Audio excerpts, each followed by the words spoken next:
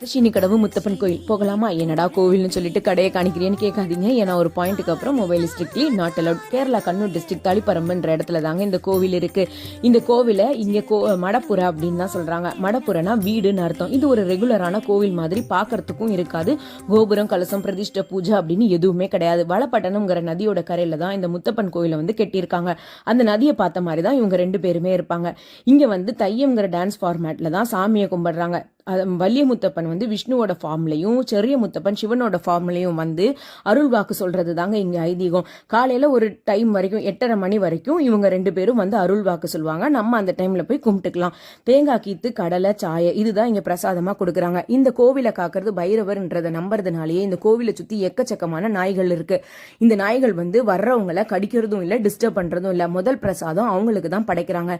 நீங்க யாராச்சும் இந்த பக்கம் வரீங்க அப்படின்னு உண்டுமானா இந்த கோவிலை கண்டிப்பா போய் பாருங்க. வைபு வேற மாதிரி இருக்கும்.